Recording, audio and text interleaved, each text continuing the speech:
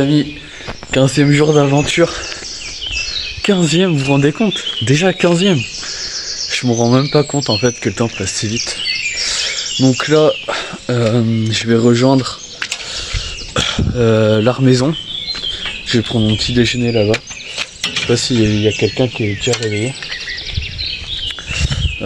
Donc j'ai plutôt bien dormi quand même. J'ai juste eu un réveil à 5h, mais c'est tout. Ouais, j'ai pas eu froid.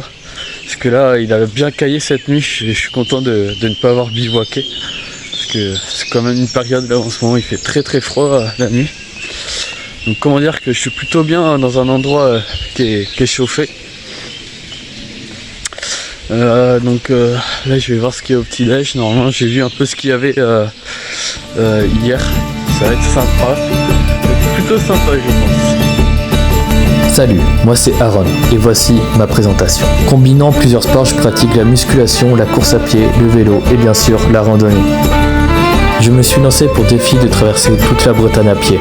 C'est le GR37, destination finale le Mont-Saint-Michel. Entre randonnée, paysages, mythes et légendes bretonnes, bienvenue sur mon aventure Odyssée. Et voilà, j'approche. Donc je crois pas avoir filmé, vous avoir montré comment c'était.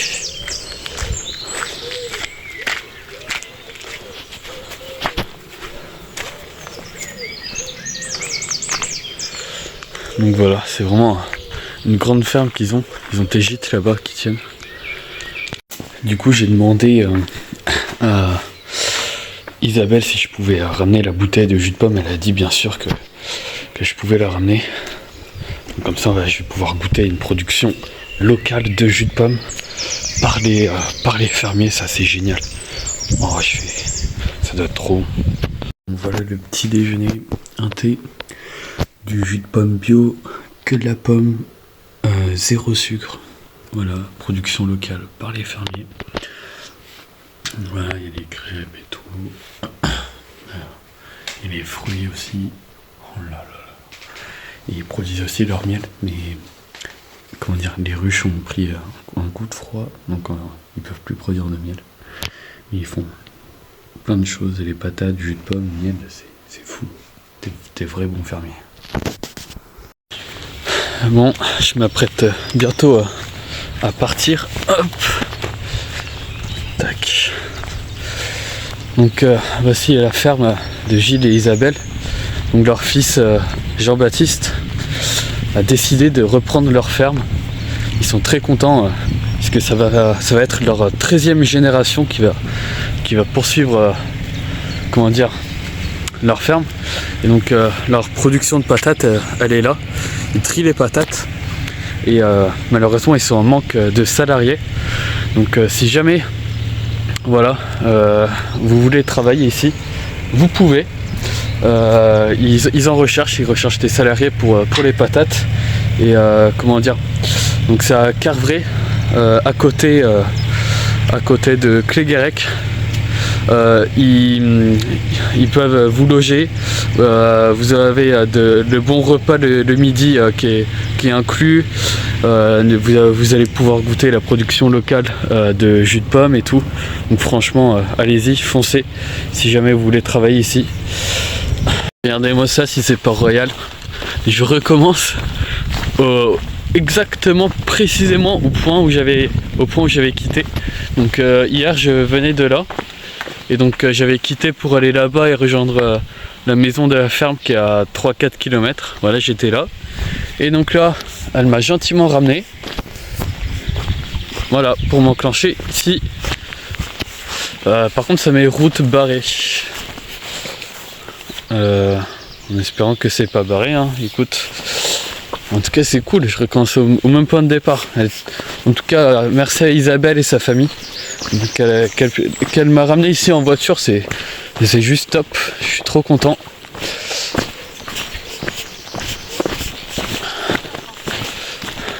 Et ouais, ils ont été très très très gentils avec moi. J'ai limite senti gêné de toute l'aide qu'ils m'ont apporté. Ouais, en tout cas, vraiment top. Et comment dire, c'est des fermiers qui aiment ce qu'ils font. C'est vraiment de l'amour, de la passion, de la générosité et de l'hospitalité qu'ils offrent, de bon cœur. Et ils redonnent espoir à l'humanité, ils disaient. C'est vrai, hein. Comment dire, ils vont apporter cette douceur dans ce monde où il se passe de mauvaises choses.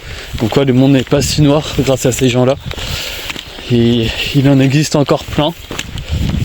Et heureusement, puisque sinon le monde ne serait pas comme il serait aujourd'hui. J'ai complètement oublié de vous parler de ça. Donc au début, j'étais bien sûr tout à l'ouest du Finistère. C'est la branche d'arbre qui s'accroche à mon sac. Donc voilà, j'étais tout à l'ouest, tout à l'ouest du Finistère. Ensuite, je suis passé dans les monts d'Arrée et tout. Je suis arrivé dans les Côtes d'Armor. Et là, maintenant, je suis dans le Morbihan.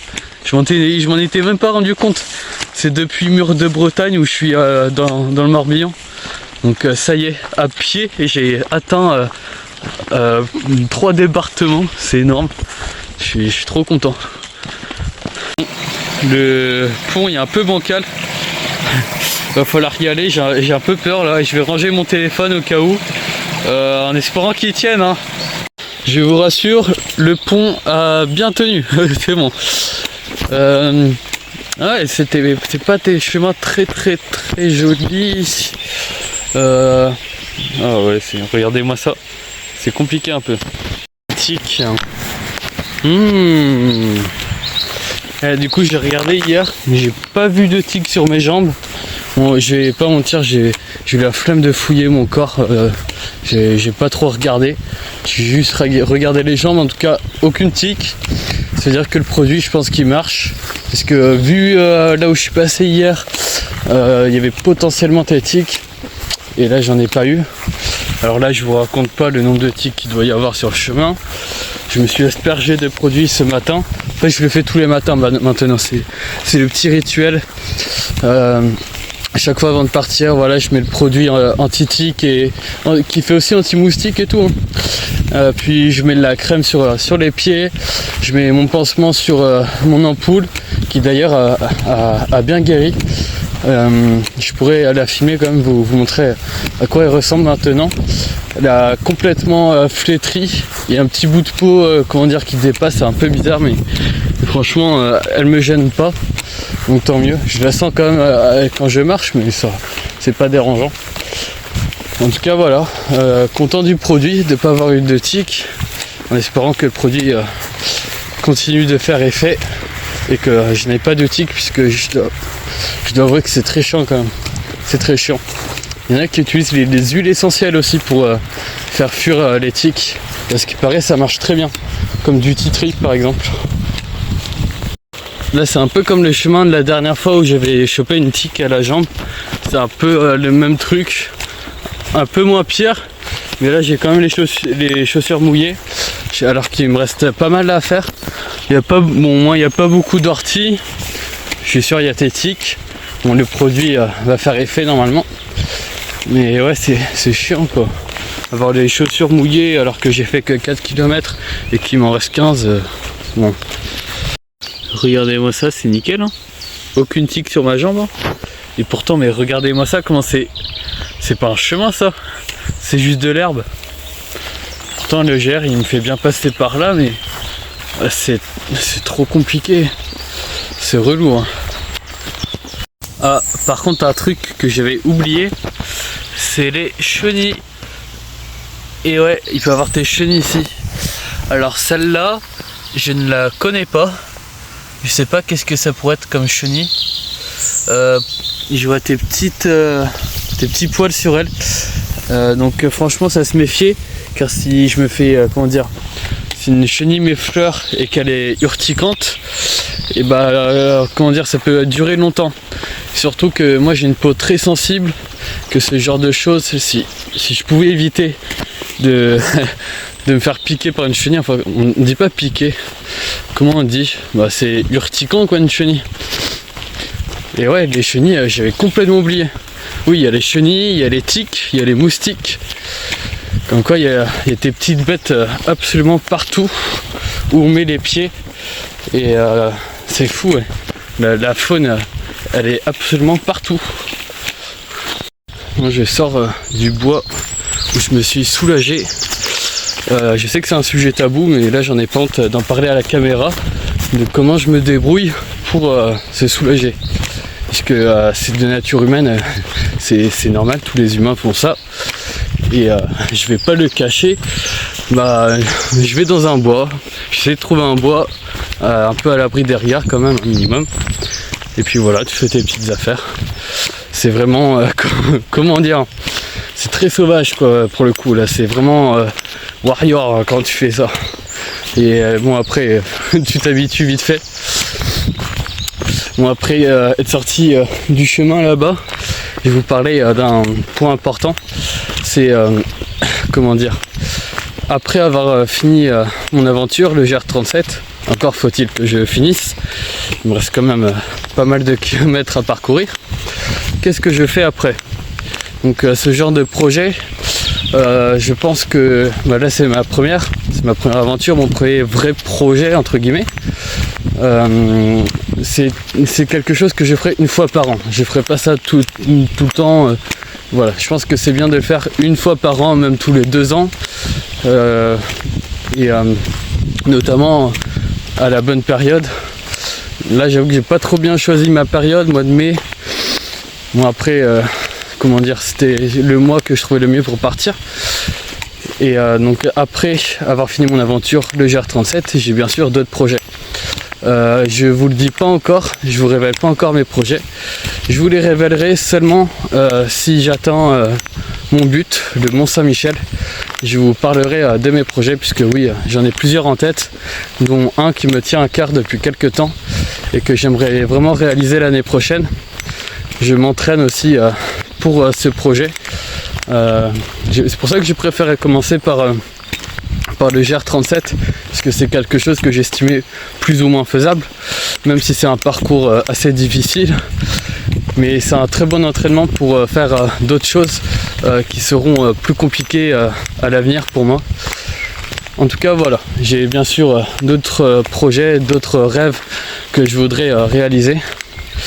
Néanmoins, c'est bien d'avoir tes objectifs comme ça, de vouloir faire tes choses. Mais au fond de moi, je sais que je voudrais aussi maintenir une vie stable à côté. C'est bien de pouvoir faire tes objectifs comme ça. C'est bien. Mais à côté, je veux dire, faut avoir un bon travail. Un travail dans lequel on aime travailler, qu'on aime bien quand même au moins. Donc voilà, un travail, une vie de famille. Faut pouvoir profiter de sa famille, même avec ce genre d'aventure. Donc avoir une situation amoureuse. Comment dire, faut pouvoir aussi... Enfin voilà, il y a plein de choses à faire avant ce genre d'aventure. Il y a tes priorités aussi. Voilà, il y a tes priorités et les priorités passent avant tout. Ce genre d'aventure. Même si on pourrait faire de ça une priorité. Faire une aventure comme ça, il y en a qui considèrent que c'est leur priorité. Moi c'est plus quelque chose de secondaire. Je vois ça comme une occasion en fait de le faire.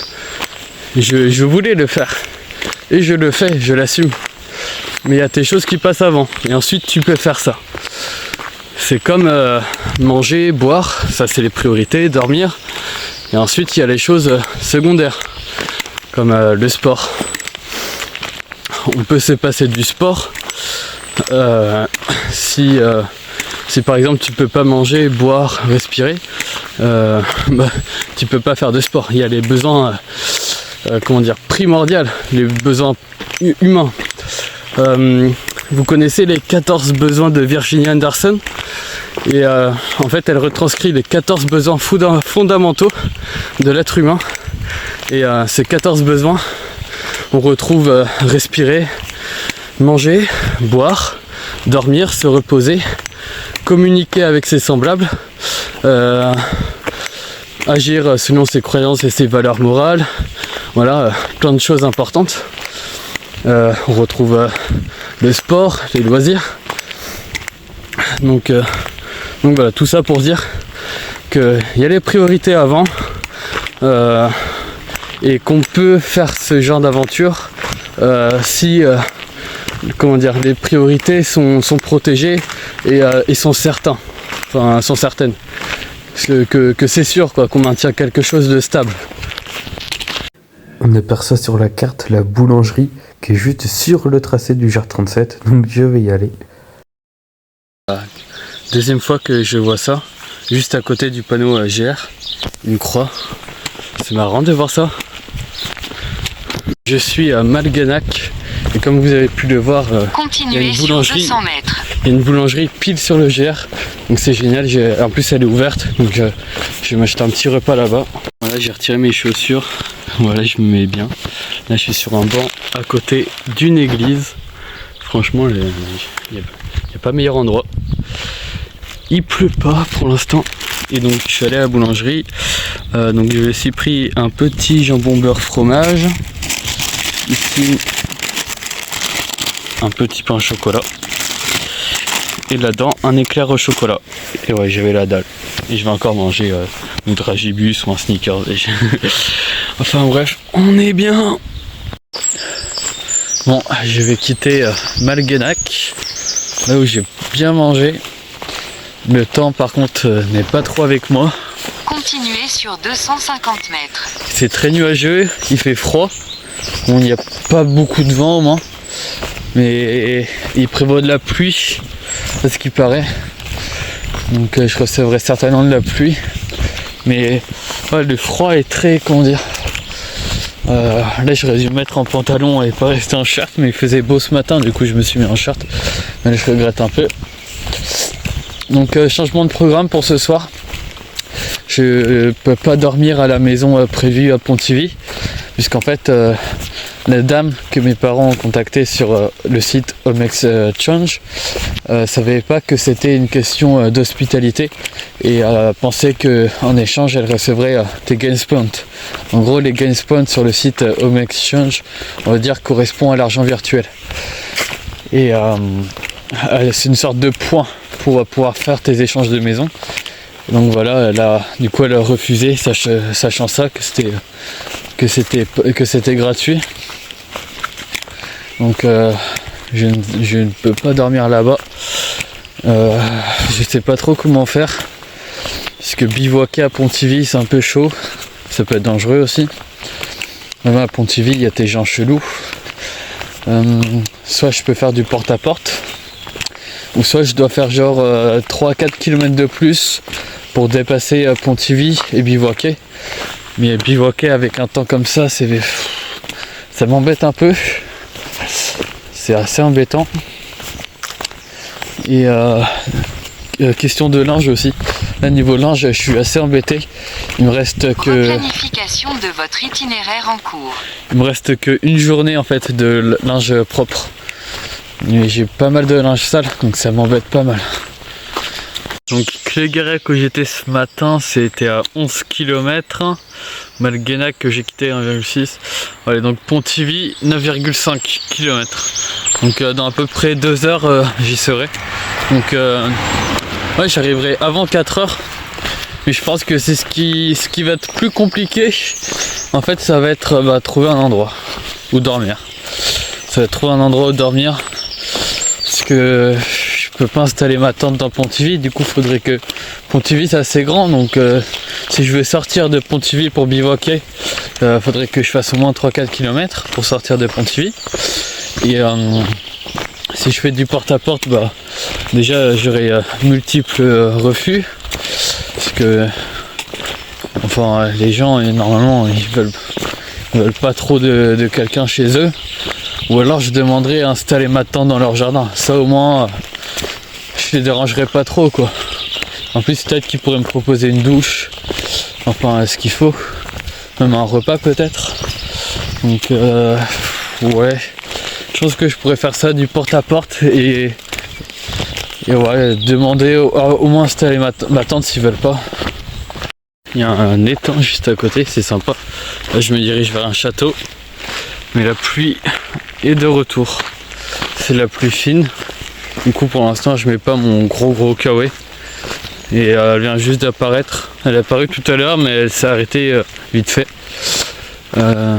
C'est chiant de marcher sous la pluie. Parce qu'après on est tout humide.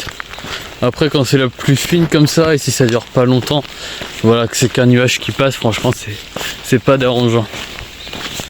Et voilà, j'avais oublié, mais en fait je suis descendu en dessous des 500 km. Enfin, donc 496 restants. Je suis allé dans la maison là-bas puisqu'il me restait plus beaucoup d'eau. Par chance il y avait un monsieur qui était dans sa maison. Du coup j'ai pu avoir de l'eau. Puisque marcher sans eau c'est compliqué. Et là il me reste quand même 6-7 bornes à faire je crois. Donc faut boire. Là je vais me faire la petite pomme qui est dans ma poche tout en marchant. Dernier village avant Pontivy. Je suis à Stival. Il s'arrête pas de pleuvoir. Là je commence à être un peu trempé, surtout les chaussures. Là, elles sont sales. Là je commence à me dire que faire un bivouac avec un temps comme ça va être assez chaud. Tournez à droite et continuez sur rue des Donc là Déportés, faudrait vraiment que je puisse trouver un logement. Putain, j'espère trouver un logement. Il faut. Peut-être tellement qu'il pleut, je me suis abrité sous une sorte d'abri. Voilà, sur voilà, un petit banc à l'abri. Je reçois quand même quelques petites gouttes. Hein. Mais là, regardez-moi ça. C'est le déluge. Du coup, je me suis abrité un peu en attendant que ça se calme. Voilà Pontivy, donc je suis vraiment juste à côté. Ça va être rapide. Bon, et me voilà arrivé à Pontivy. Let's go, Pontivy. Les Pontiviens et Pontiviennes. Donc là j'ai vu que c'est un parc de street. Donc là c'est pour faire les pompes là. Là du vélo. Ce qui m'intéresse le plus c'est ça là pour les tractions. Encore tes tractions. Là voilà tu peux faire les petits dips. Là j'ai l'impression que ouais, c'est une chaise romaine pour les abdos. C'est génial, c'est un bon petit parc juste à côté de Pontivy. Le centre-ville il est là-bas du coup. Et comment dire. Bon bah là je vais profiter un tout petit peu de ce parc pour faire un peu de muscu. Et ensuite faut que je trouve une maison. Et ça va pas être facile. Déjà je vais ranger ma croix. Parce que maintenant que je suis dans une grande ville, puisque c'est la première ville, la première grande ville que je fais depuis mon aventure. C'est la plus grande ville que j'ai faite. Il y a plus de 15 000 habitants. Ouais, je vais la ranger pour éviter les problèmes. Et ensuite, si je trouve une maison, bah ouais, ça fera une longue distance demain, parce qu'il faut que j'aille à Rouen. Et si je suis vraiment le GR, vraiment à la perfection, ça fera plus de 30 bornes. C'est chaud.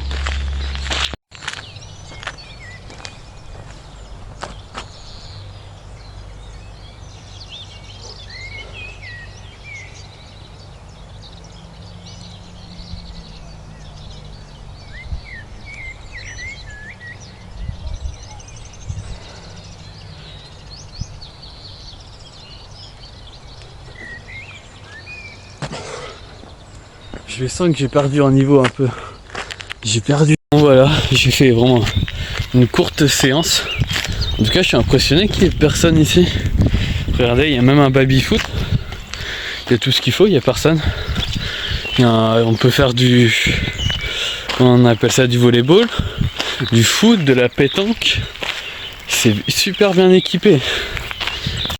Au lieu d'abattre l'arbre qui dérangeait, ils ont préféré le laisser. Regardez-moi ça. J'ai jamais vu ça. Un arbre en plein milieu et du coup bah ils l'ont contourné, ils le laissent pousser quoi. Ils l'abattent pas. C'est bien pensé puisque ça donne un style et c'est joli en fin de compte. Qu'est-ce que c'est comme espèce d'arbre ça? Waouh. C'est ce qu'on voit dans les films de dinosaures. Ils mettent ces gendarmes. Ouais, je me demande ce que c'est. En tout cas, j'adore le parc de Pontivy. Hein.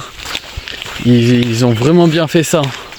Et je vois personne. Il n'y a personne qui marche ici. C'est dingue. Alors que, bon, il y a des petites gouttes, quoi. Mais il pourrait quand même y avoir des gens. Et maintenant il n'y a personne. Je pense que c'est surtout l'été, il doit y avoir du monde. Il doit y avoir pas mal de monde l'été. Le canal de Nantes à Brest. Il passe par Pontivy bien sûr. Là je vois le centre-ville au loin. Je sais pas où est-ce que je vais toquer encore, à quel endroit. Je vais faire un peu ça au pif je pense.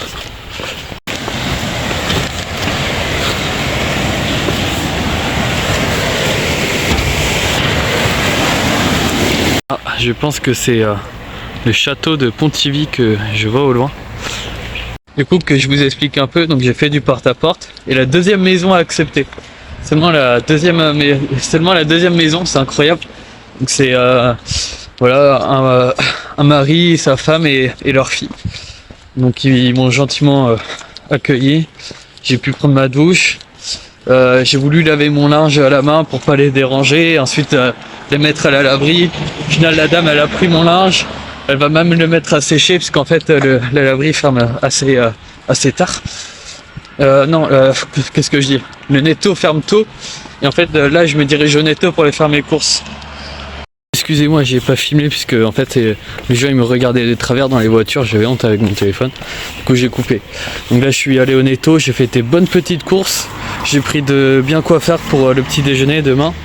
Ouais, j'ai pris des pancakes, du Nutella, j'ai pris du pain au chocolat que je partagerai avec les gens qui m'ont accueilli. Je leur ai offert une tablette de chocolat. Je me suis pris des pâtes champignons pour demain. Voilà, j'ai pris une petite Monster comme d'hab. Enfin bref, tes bonnes petites courses. En tout cas, mon linge va être propre grâce à madame qui s'en est occupée. Et sinon, là, je me dirige au centre-ville. Comme ça, je vais découvrir un peu et je vais pouvoir manger un petit truc. Regardez-moi ça. J'en ai profité pour faire un détour avant de manger pour visiter le château de Pontivy.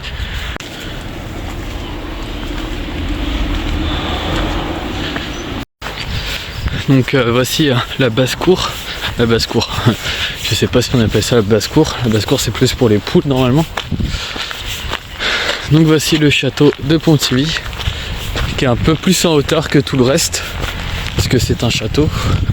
Et qu'au Moyen-Âge, les châteaux étaient en hauteur. Donc là c'était pour passer. Là ils allaient là. Donc là il y a le jardin.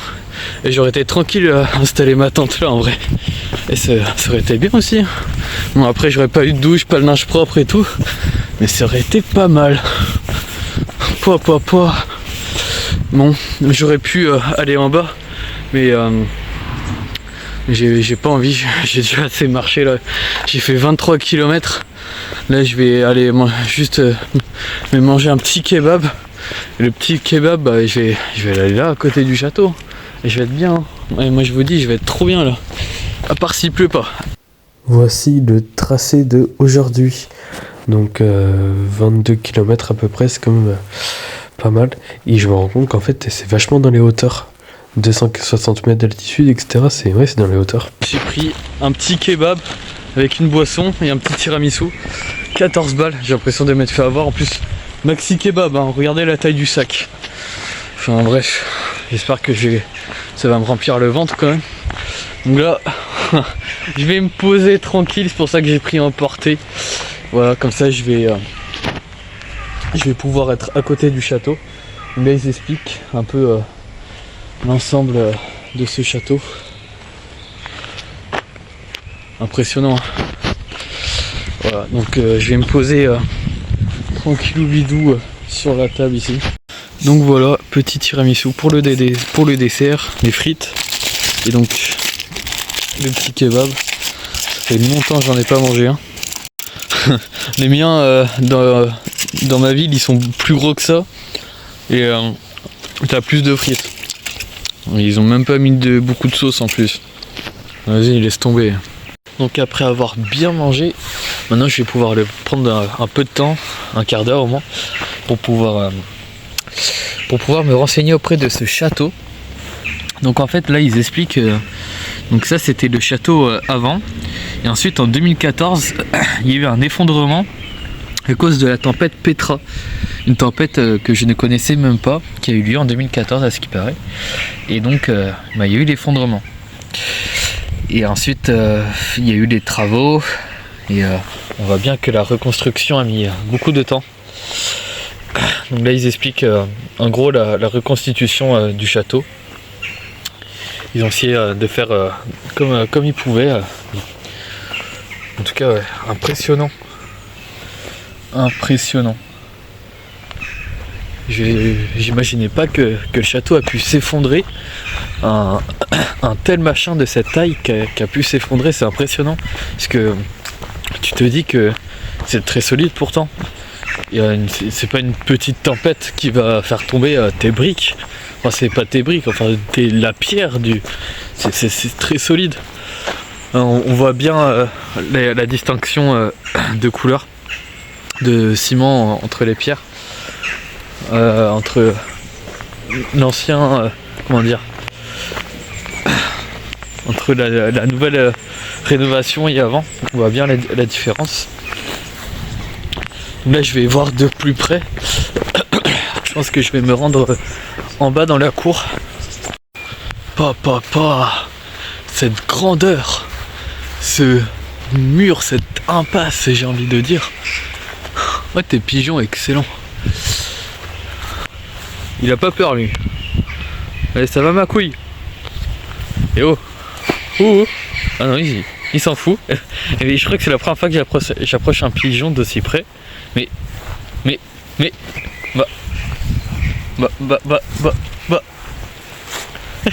J'ai cours sans pigeon, les gars. Oh.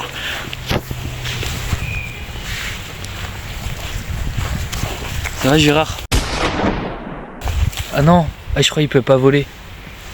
Il doit avoir peur. Je vais le laisser tranquille. Ou soit il est vraiment, il a pas peur. Il courait pas très vite. Hein. Il doit être vieux ou alors il peut plus voler, je sais pas. En tout cas, à tout moment, je peux l'attraper et m'en faire un petit poulet. Mais je vais les laisser tranquilles. Surtout qu'un pigeon, c'est aussi sale qu'un rat. Ce qui paraît. Oh, qu'est-ce que c'est que ça? Qu'est-ce que c'est que cette chose étrange? Allez, on va faire de l'urbex. Regardez, ça va assez loin et j'ai l'impression qu'on peut tourner à droite. Mais c'est très petit comme vous pouvez le voir. Et j'ai pas envie de me salir et de perdre mon temps là-dedans. En tout cas, ça a l'air assez intéressant de faire un urbex là-dedans. Je suis bête, j'étais là-bas et je voyais la pente raide. Je pensais pas qu'on pouvait passer par là, qu'il y avait un petit chemin. Du coup j'ai fait tout le détour là-bas. Moi ça m'a permis de voir de l'autre côté. Donc là on va descendre ces petits escaliers. J'ai du courage de faire une visite après avoir fait 23 km et de continuer de marcher. Franchement si ça c'est pas une sorte de fontaine. L'eau me paraît bien transparente, c'est marrant.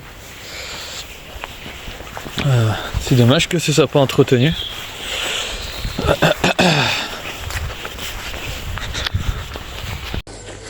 Et oui, ce château date du 15e siècle.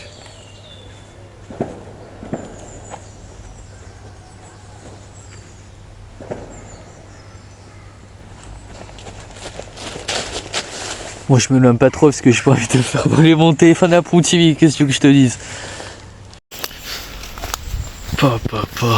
Mais quelle beauté! Mais qu'est-ce que je suis content d'être là en fait! Mais c'est trop beau! Bon, et voilà, la 15e journée va prendre fin. Donc je suis de retour chez les gens qui m'ont gentiment accueilli. Donc j'ai aussi du linge propre. Là voilà, propre et sec.